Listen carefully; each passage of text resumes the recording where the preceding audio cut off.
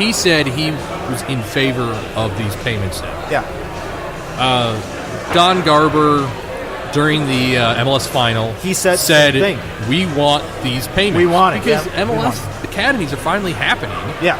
And they're losing this money. Mm-hmm. And so shouldn't it's the players' union? Shouldn't this be coming from the USSF and on down, U.S. Soccer? Yeah. I mean, if you're trying to develop talent in the United States from a young age all the way up to the U17s, U20s, shouldn't it start at the top? It should. And work down. How do you get out of the pay-to-play without the USSF? This gets into a bigger picture, okay? We want to have a talented national team in the United States. I know there are players out there, young players, who we will never see because their parents could not pay to be in any of these academies. Oh, definitely. And so that robs your talent right there. Not only that, it robs the talent from the MLS. Yep. Because there's players that can play in the MLS right now, I'm sure of it, that we couldn't see because their parents could not pay to be in an academy. Yep. And those players that are talented enough to do that, they miss out on MLS. If they had gone to MLS and were good enough, then they could have played in MLS for a few seasons, gone to Europe. Yep. And so then the MLS teams are missing out on payments to their academy. Yep. They're missing out on transfer payments because the player didn't go to Europe. That's right. I mean, I don't know. On top of that, you feed into the national system where U.S. men's national team is missing players that could have started off in MLS, gone to Europe, gotten even better. I mean, yeah. But the national thing kills me the most because we want to be seen as a bigger power in global soccer, right? And we had the World Cup here back in, was it 94? Yep. And they said, well, if we're going to have the World Cup, we're going to have to create the MLS. Yep. And they did, okay? That was the starting point. We should have seen a gradual rise in talent on the national team from that point. And I mean, well, I think we have. We have, but there's a hurdle we haven't leapt yet. Okay. And I think that pay-to-play thing might be the final hurdle for having talent in this country to compete with the Germanys, the Frances, the Spains, the Italys, everybody out there. Yeah, I'd agree with that. And I know the three of us, we're big Minnesota United fans, but we're also big United States soccer fans. Yeah. Even though I cheer for Italy myself, I'm still a big U.S. I want to see the U.S. become great in soccer in my lifetime. Is it a safe assumption to assume, like, say, teams like, national teams like Germany, France, the major European players, they are not on a pay to play? No, they're not. No, I mean, they do have clubs that you have to pay for. Yeah. But it's not remotely to the level of the U.S. And the other thing, too, is, I don't know this for sure, but I'm sure they don't have colleges that these soccer players go to as much as we have here. That's one of the things that I think people are going to bring out and say, well, a guy is good and he gets a scholarship, he can go to college. But he's missing out on these academies where they teach much more than they teach in college. Right. College teams are not academy teams. Right. I mean, you're going to college, education first, sports second. Yeah. These academies are sports first, education second. And that's why I think people like Alexi Lawless and the guys who brought up that. I mean, I think they think the system's broke in general. Yeah. Like the fact, the whole college, pay to play, it's all a vicious cycle, and there's a big problem with that, and something has to change. If you're,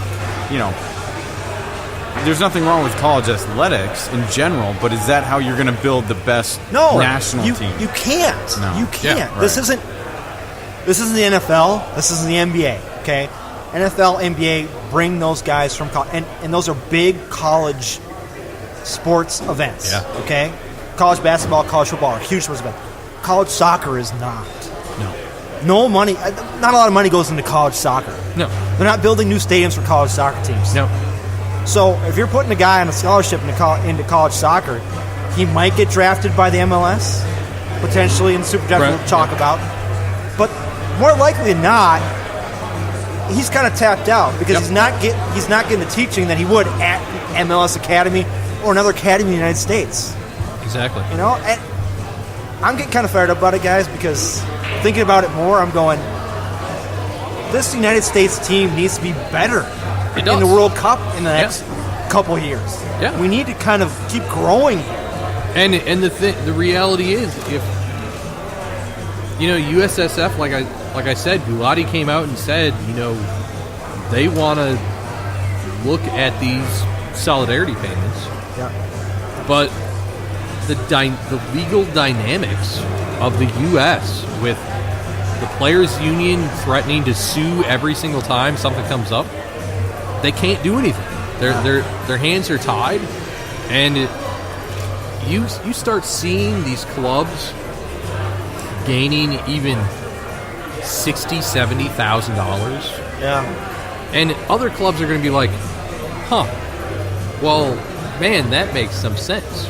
We could be developing the next, who knows who. And we could be getting $80,000, $90,000. I mean, obviously, Pulisic's come along once every so often. Yeah. I mean, the average, I don't think in the U.S., I don't think you're going to see a lot of development academies getting $700,000. But it might happen. It might happen in 10 years. But it's not just Pulisic. It's the guys below him. It's the guys 2 steps below that we could be seeing right now. Exactly. Yeah. I'm sorry, guys. I'm getting all worked up about it, but it's true. I mean, it is tough because, the bottom line is, we sit here and you're talking about $700,000. That's a lot of money. Well, the bottom line is what these clubs are charging, like the PA Classics. That honestly, that kind of money is not game changing for them. They would like the money, but they're happy enough to say we don't need that money because of the pay-to-pay structure. Yeah, they're making. They're a fee-based organization, and their fees are on that same level every year. So I mean, it's not like a complete game changer. Well, I think a lot of that attitude though comes with the fact that they understand the cost of trying to get these payments. Yeah. So they're like, well, we're making a good amount of money. We're covering our costs with our fees. We're not going to try to do something else that's going to end up costing us legal fees. We're just going to leave it alone. I think, you never really know what's going on in the background. No. So they're putting out statements that, say, yeah, we're not interested. But in reality, they're probably who's going to turn up? I mean, who's going to turn down $700,000? Nobody. Yeah. So I think it's one of those things where, as Dave said, it's chicken and the egg. Either you get rid of it and you move towards a solidarity payment system, or you somehow shift, gradually. I don't know. The reality is USSF, I think, needs to grow a pair. Mm-hmm. Yeah. And stand up to the players' union and say, look, as a federation, we think this needs to happen. Yeah. And we're going to do it. And if you got a problem with it, we'll deal with it in the courts. Yeah. And honestly, if European labor laws allow this kind of thing, I find it hard to believe that American labor laws wouldn't. I don't want to get into European controversy with what Europeans can do and what Americans can do, because America, as you know, is run by lawyers. It is. Europe, they have so many different things that we should be doing in America. I can't even list it. But I think when we started the MLS, this academy started growing, we were already behind the 8 ball anyways. Yeah. And all of a sudden we put in our Americanized way of doing things, and I've been doing it for 20 plus years. Yep. And now we're kind of setting our ways, and it's like, well, that's the way it is. It's the way guys have liked it for 20 years. We're not going to change it. Yeah, there's some validity to that. Yeah. So I don't want to get all... I'm already fired up about this whole crap. Let's change the subject a little bit. Something else that fires me up.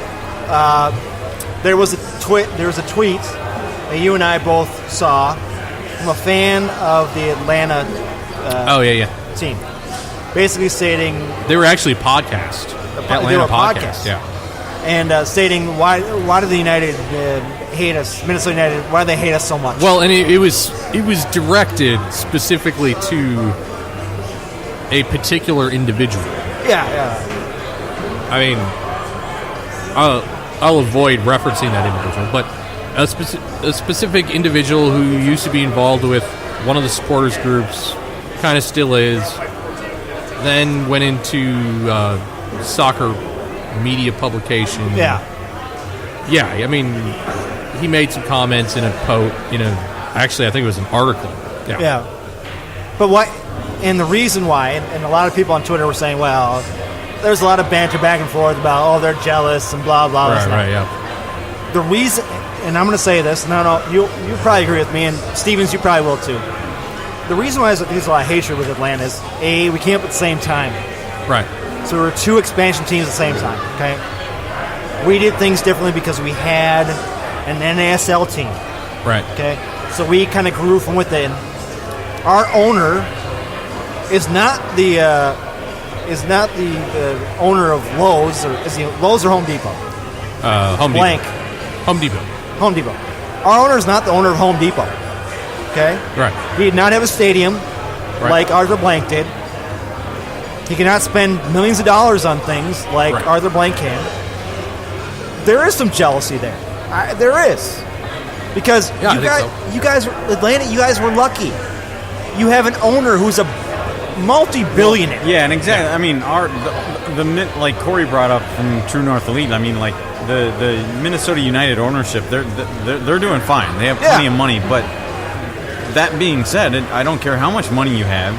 If you didn't have to spend millions, hundreds of millions of dollars of your own money on a stadium, if that was kind of given to you by the city and given to you by the county, more or less, and the NFL, and the NFL, And I Arthur Blank has done a great job with not only the soccer team, but also the Falcons. You're going to. I mean, for years 1 and 2, you're comparing apples to oranges, in my opinion. Now that changes a little bit going forward. Yeah. You know, once you're both established MLS franchises and you both have stadiums, I think that kind of maybe will go away. Yeah. I don't know if the hatred will ever go away, but I mean the comparison, the apples to oranges changes. It's not so much apples to oranges anymore going forward. Yeah, and for me,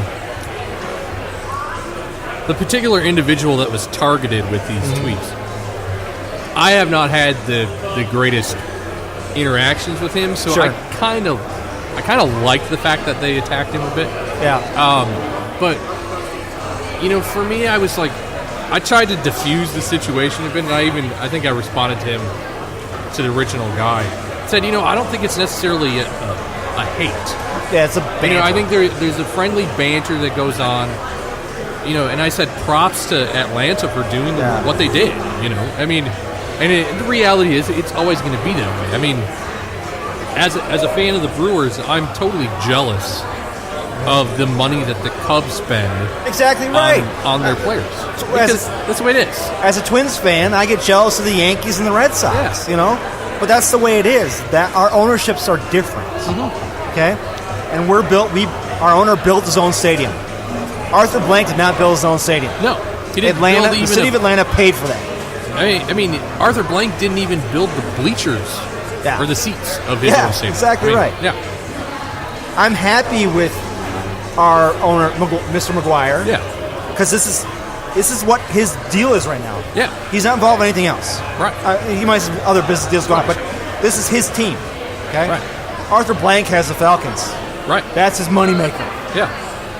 This soccer thing is kind of his secondary. I can throw money at it and make more money because I can fill my football stadium with soccer fans. Right. Also, my thing with Atlanta is I don't